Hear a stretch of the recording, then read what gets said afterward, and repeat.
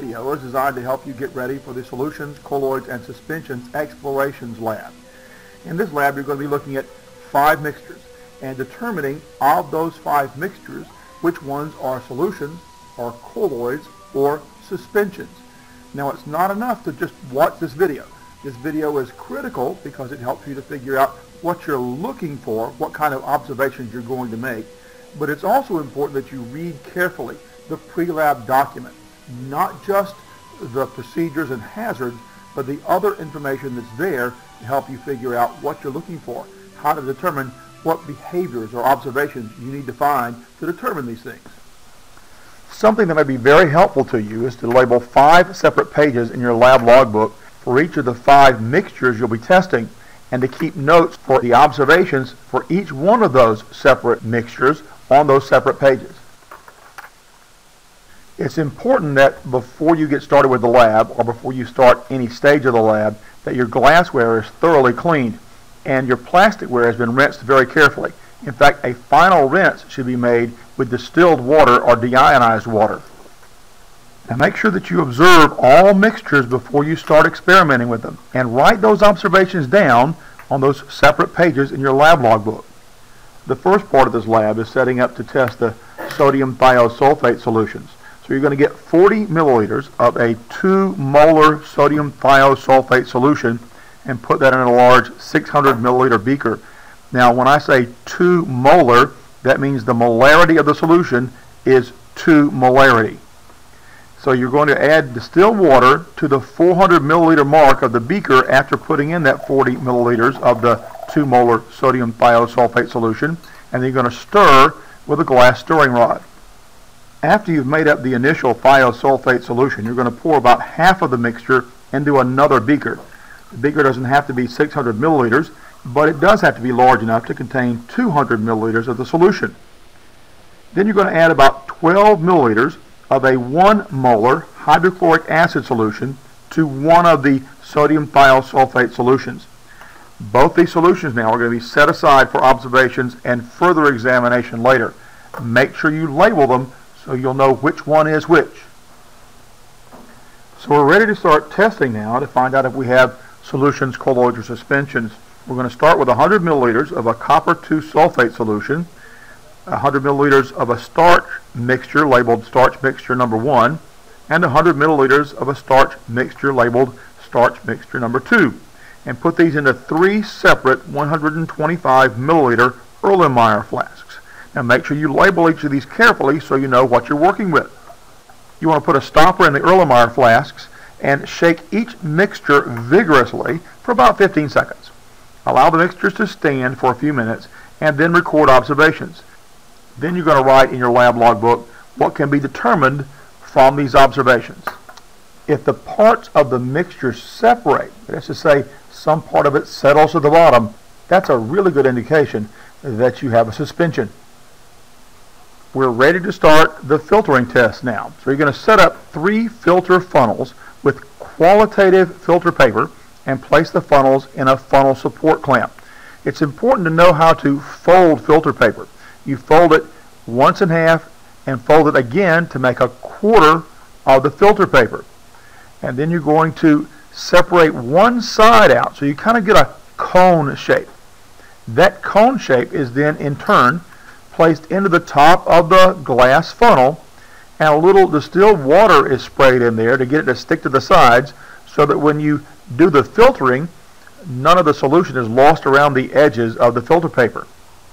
Now you want to briefly shake each mixture from step 5 and slowly decant about 50 milliliters of each mixture through a separate funnel. That's why you have 3 funnels. You're going to collect the filtrates in clean plastic cups or beakers, so you put those underneath the glass funnels. You're going to observe and record whether any solid remains behind on the filter paper in each case. Analyze the results in your lab logbook and be sure to label it as analysis. You're going to write what can be determined from these observations now. You're going to take the glass funnel with the filter paper in it and then take a micro spatula and very gently sort of scrape some of whatever is left inside that filter paper to see if any of the solid was captured. If some of the solid is captured on the filter paper, that's another really good indication that you have a suspension. We're going to test now to see if some of the dispersed phase went through the filter or not. So we're going to use some testing solutions for this purpose. We're going to place samples of the original copper sulfate solution and the copper sulfate filtrate, the part that went through the filter and down into that beaker. That's the filtrate. We're going to take that and put it into small test tubes. Then we're going to add a few drops of 6 molar ammonium hydroxide testing solution to the original copper sulfate solution and to the filtrate. Then you're going to analyze the results. If there is a precipitate, a pale blue precipitate formed, that's an indication that the copper ions are there in the solution. The dispersed phase can be thought of as being like the solute in a solution. It's the stuff that gets dissolved in or spread throughout what is called the continuous phase of a colloid or a suspension. We're going to place test samples of the original starch mixture and the starch mixture filtrate in a small test tube as well. Then we're going to add a few drops of iodine testing solution to the original starch mixture and the filtrate. Then you're going to analyze the results. If there's any iodine present, the starch turns a dark blue color, almost a purple color. The questions in both of these cases, both of these tests of filtrates, is to determine whether any of the dispersed phase actually was captured by the filter paper or went through the filter paper, through the funnel, and down into the beaker. So we're ready to start testing now to see if we have colloids in certain cases. We're going to cut off about a 6-inch piece of pre-soaked dialysis tubing. Dialysis tubing has to be soaked in water in order to be ready to use. Now, you've got to be careful with the dialysis tubing. It shouldn't be allowed to dry out. We're going to twist one end of the dialysis tubing, and then I like to bend it back on itself again. It seems to work a lot better. And then finally clamp that in with a tubing clamp so that it is securely sealed and will not leak. We're going to pour about 30 milliliters of the original starch number 2 mixture that without any of the iodine test solution into the dialysis tubing. We're going to twist and clamp the other end of the tubing just the way we did on the first end so that the tube is securely sealed and will not leak. Now, just to be safe, I like to rinse my sample with some distilled water to make sure that it is completely clean before I put it into the beaker that we're going to put it into. Now we're going to add about 300 milliliters of distilled or deionized water to a 600 milliliter beaker, and we're also going to put 10 milliliters of iodine testing solution in there. We're going to place the sealed dialysis tubing with the starch mixture into the beaker of water and the iodine testing solution. We're going to watch. Remember, when starch comes into the presence of iodine, it turns a deep blue or almost purple color. You need to be very patient, observe very carefully, and write the observations in your lab logbook. You're going to analyze the results and write that analysis, label it as analysis, but write that analysis in your lab logbook as well. We're ready now to observe the 2 sodium thiosulfate solutions. Remember, one had hydrochloric acid added and the other one did not. We're going to shine the beam of a laser pointer through the mixtures. Observe any changes to the beam of light.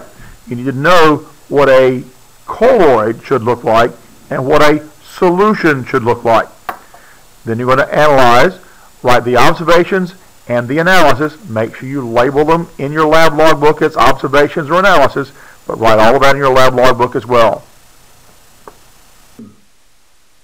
So this is our last test. We're going to centrifuge our mixture. We don't have to centrifuge every mixture. We've already determined that we have a suspension. There's no reason to centrifuge. But if we have what we believe is a colloid or believe is a solution, we can centrifuge it as a final test to make sure.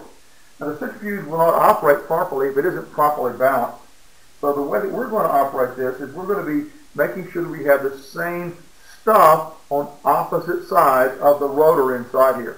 Now, what I have here are a couple of inserts in order to make this tiny little test tube fit inside the centrifuge. So I've got this larger insert here, the next size insert, and then our test tube. What you're going to do is you're going to put your solutions or your mixtures that you want to test in these little small test tubes. Put the same amount of liquid in all of these so the centrifuge is properly balanced. Make sure you put one of these little small stoppers in the top. Put it in there, and then we're going to make sure we have the same weight on both sides. We can put up to 8 tubes inside this centrifuge.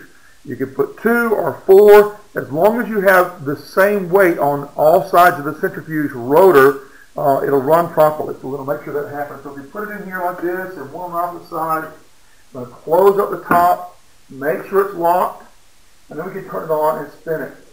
Now, it's only required that you spin it for just a couple of minutes to see what's going on. One thing you don't want to do is stick your hand inside this centrifuge while the rotor is still spinning. You get a very nasty cut on the finger if you do that. But once it stops spinning, then you unlock the top, open it up, and we can remove our test tube and see if any of the mixture has settled out. If the dispersed phase of a colloid is settled at the bottom, we know we probably have a colloid. It may look like a solution, we may have thought it was a solution, but this would be a final test to find out if we have a colloid. So you look very carefully at the bottom and see if there's any solid material kind of stuck down in the very corner.